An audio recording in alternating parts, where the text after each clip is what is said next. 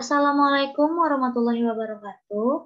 Perkenalkan, nama saya Afrilia Hamidah, mahasiswi Prodi Akuntansi Universitas Yarsi dengan NPM 12120202026. Di sini saya akan melakukan penyembuhan uji asumsi klasik, khususnya penyembuhan data pada uji normalitas. Di sini ada kriteria uji normalitas menggunakan Kolmogorov Smirnov, yaitu jika nilai signifikannya kurang dari 0,05, maka nilai residual dalam suatu regresi tidak terdistribusi normal. Tetapi jika nilai signifikannya itu di atas 0,05, maka nilai residual dalam suatu regresi terdistribusi normal. Di sini ada faktor-faktor yang mengidentifikasikan data itu tidak normal. Jadi yang pertama itu bisa jadi karena terdapat data ekstrim atau data yang melebihi nilai maksimum atau ambang batas. Yang kedua bisa juga karena terdapat data yang bertumpuk. Kemudian faktor yang ketiga itu bisa jadi karena nilai mendekati 0. Kemudian di sini ada solusi alternatif untuk mengatasi data yang tidak berdistribusi normal. Yang pertama ini kita bisa melakukan transformasi data seperti LN atau logaritma natural, SQRT, dan lain sebagainya. Yang kedua ini kita bisa membuang data outlier atau data ekstrim tinggi atau ekstrim rendah.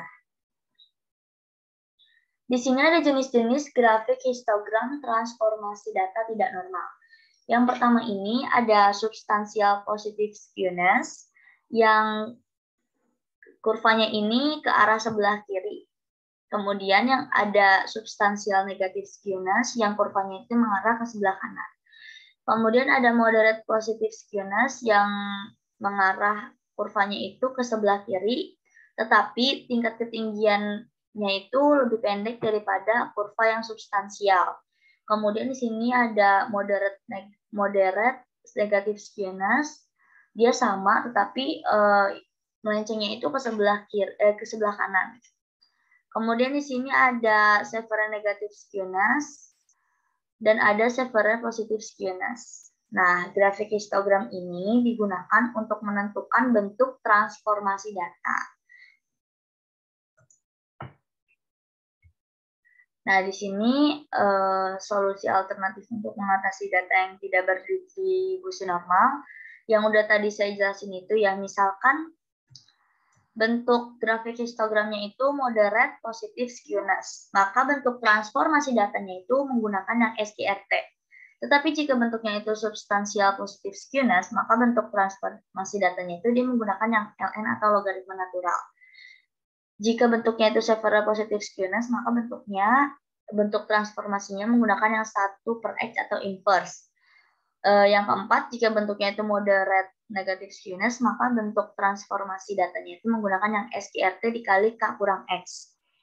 Yang kelima, jika bentuknya itu substansial negative skewness, maka bentuk transformasi datanya itu menggunakan yang LG 10 dikali K kurang X. Yang terakhir, jika bentuk grafiknya itu yang severe negative skewness, maka bentuk transformasi datanya itu menggunakan yang 1/K kurang X. Kita langsung aja ke aplikasi SPSS-nya. Oke, jadi di sini tuh datanya saya udah siapin ya. Jadi ada 77 data dari variabel income, earns, wealth, EXP atau experience, dan age. Jadi kita pertama-tama itu kita akan melihat dulu nih data ini normal atau enggak ya. Jadi kita akan menguji normalitasnya dulu. Kita ke analyze, kita ke regression, kita pilih yang linear. Kemudian variabel income ini kita pindahkan ke kotak dependent, kemudian yang earns, wealth, EXP, dan age-nya kita pindahkan ke independent. Kemudian di sini klik new save, kita centang yang unstandardized, kemudian kita klik continue. Lalu kita klik OK. Nah, di sini resatunya itu ada ya, langsung kelihatan nih, residual satunya, hasilnya langsung keluar. Lalu kita ke analyze lagi, kita ke parametric test, kita ke legacy dialog, kita pilih yang one sample case. Kemudian kita masukin yang unstandardized residual yang satunya ini ke kotak test variable list. Kemudian kita klik OK. Nah, ini hasil outputnya. Jadi kita langsung aja lihat ke table one sample homograph Smirnov test. Kita lihat ya signifikannya itu sebesar 0,000. Artinya dia itu di bawah 0,05. Nah, kalau di bawah 0,05 artinya data itu tidak normal. Tetapi di sini saya akan melihat dari ke 5 variabel itu data mana aja sih yang sekiranya nggak normal. Kita langsung aja. Oke, kita bisa ke analyze, lalu kita ke non-parametric test, kita ke legacy dialog, kita pilih yang sampel TS. Kemudian ini kita pindahkan ya yang unstandardized residualnya. Kemudian di sini yang variabel income, earn, wealth, EXP, dan age kita pindahkan ke kotak test variables. Kemudian kita klik OK.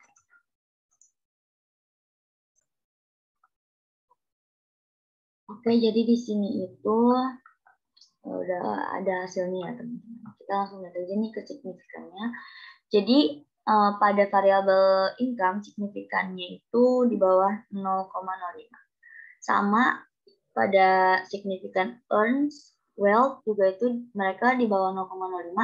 Tetapi pada variabel EXP dan age ini signifikannya itu di atas 0,05. Maka yang normal itu cuma yang EXP dan age.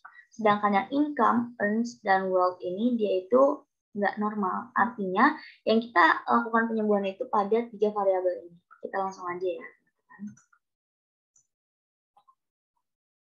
Oke, sebelum kita harus bikin dulu gambar grafik histogramnya. Kita ke graphs, lalu kita ke legacy dialog, lalu kita klik yang histogram. Kemudian tadi kan ada 3 variabel, ada variabel income, earns, sama wealth. Maka kita coba ya lihat grafiknya satu-satu. Kita klik yang income, kita pindahkan ke kotak variabel, kita centang yang display normal curve ini. Kemudian kita klik OK.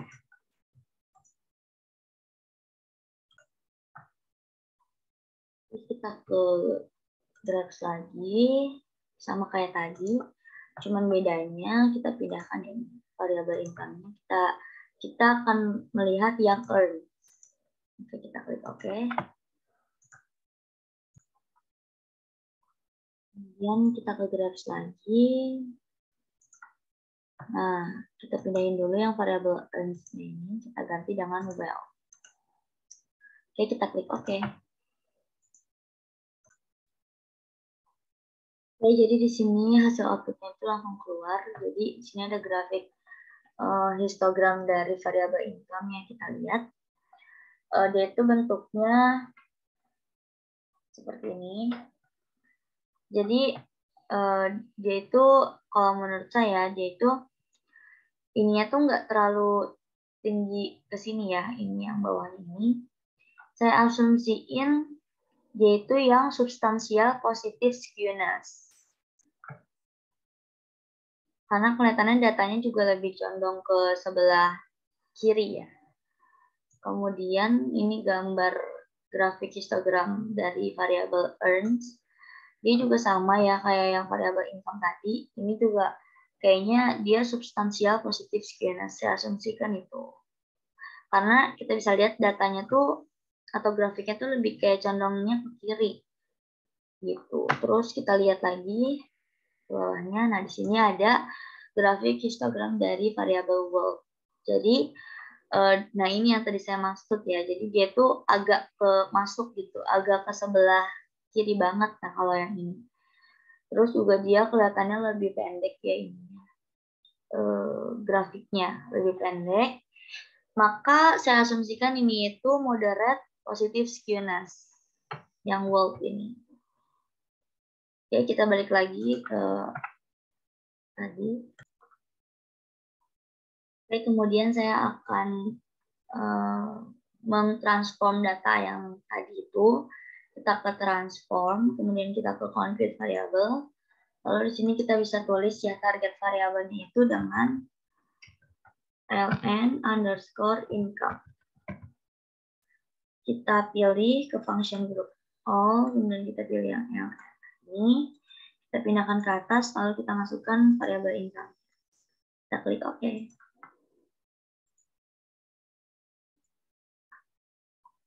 Kemudian kita ke transform lagi. Nah, tapi di sini target variabelnya itu jangan income lagi ya, tapi kita ganti menjadi earns. Nah, ini kita hapus. Kita pindahin lagi LM-nya. Kita masukin earns-nya. Kita klik OK. Kita transform lagi. Di sini kita ganti menjadi world. Hapus. Kita masukin lagi LM-nya, kemudian kita ganti dengan world. Oke, kita klik OK.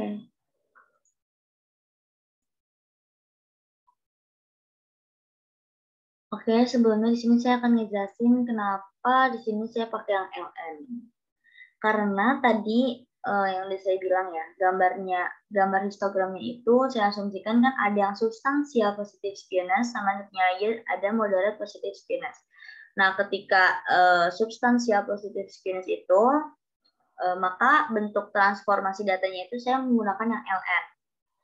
Tetapi sekarang saya akan mencari atau mentransform yang SQRT-nya. Kenapa? Karena gambar grafik histogramnya itu tuh dia yang moderate positive skewness. Maka saya akan menggunakan bentuk transformasi datanya itu yang SQRT. Makanya sekarang saya akan mentransform menggunakan SQRT. Ini kita ganti SQRT underscore income. Terus kita cari di sini SQRT. Nah, ini ketemu. Kita pindahin ke atas. Kita klik variabel income-nya, kemudian kita klik OK. Kita transform lagi. Kita ganti ininya jangan income tapi earns. Oke. Nah, kita masukin ke atas, kita masukin yang earns-nya. Klik OK. Oke, kita transform aja teman-teman. Kita ganti ininya dengan wealth. Kita hapus. Kemudian kita masukkan yang wealth. Kita klik OK. Oke, di sini kita bisa lihat ya. Ada LN income, hasil dari LN income, LN earns, LN wealth, SQRT income, SQRT earns, dan SQRT wealth. Kemudian setelah itu kita menguji yang udah kita sembuhin, kita transform tadi ya. Nah, tadi kan gambar yang variable income, gambar yang earns, dan gambar yang wealth itu kan, kalau yang income sama earns itu tadi substansial positive skewness, maka kita menggunakan yang LN income dan LN earns. Tapi kalau yang gambar grafiknya itu yang wealth itu kita menggunakan yang moderate positive skewness, maka kita menggunakan yang SQRT wealth. Kita langsung aja ke analyze, langsung kita ke non-parametric test, kita ke legacy dialog, kita one sample test, kemudian di sini itu kita pindahin. Nah, kita pakai yang LN income. Sebenarnya kita bisa langsung masukin aja semuanya sih. Kita masukin aja ya biar cepat. Nah, ini juga jangan lupa nih yang EXP dan H-nya, karena dia itu kan tadi normal ya, maka kita akan uji lagi di sini. Kita pindahin, kemudian kita klik OK.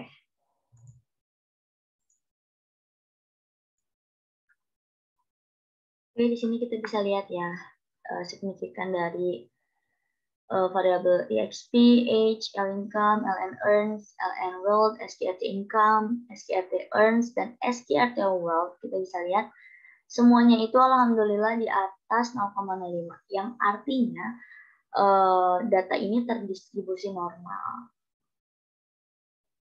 Tapi kemudian setelah itu kita akan menguji anormalitasnya itu menggunakan residualnya. Maka dari itu kita akan balik lagi ke yang tadi. Oke, sekarang kita menguji normalitas menggunakan residualnya. Kita ke analyze, kita ke regression, kemudian kita klik yang linear. Nah, di sini dependennya kita pindahin dulu ya. Ini juga sama. Kemudian kita masukkan yang dependennya ini, yang LN income, yang udah tadi kita lakukan penyembuhan datanya ya. Terus yang di independennya ini kita menggunakan yang LN earns, terus yang world-nya kita menggunakan yang SKRT. Kemudian kita juga menggunakan yang EXP dan H-nya ya. Kemudian kita pindahkan. Nah, di sini kita lihat ke menu save. Nah, ini udah tercentang ya. Unstandard days-nya, kita klik continue, kita klik OK.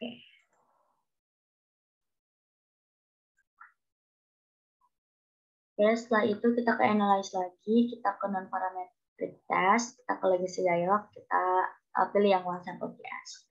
Nah, di sini kita pindahin dulu.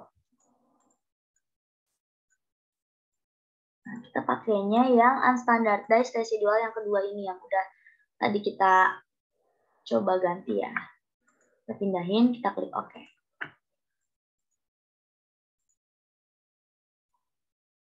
Oke, jadi di sini udah keluar hasilnya. Kita langsung aja lihat ke double one sample Kolmogorov semiconductor test. Kita lihat signifikannya di sini sebesar 0,078.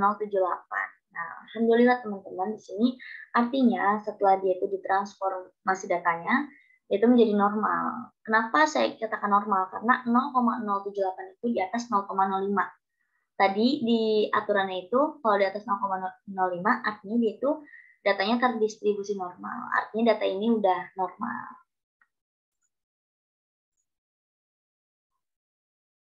Sekian dari saya, kurang lebihnya mohon maaf. Semoga ilmu yang saya berikan dapat bermanfaat. Wassalamualaikum warahmatullahi wabarakatuh.